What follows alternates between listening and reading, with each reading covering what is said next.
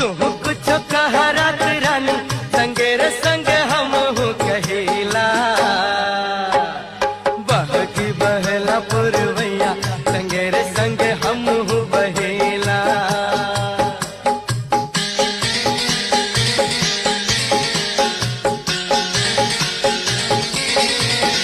कोमल पतैया से हाथ बहिलाई के हमके बोलावे के हुनहिया लगाई के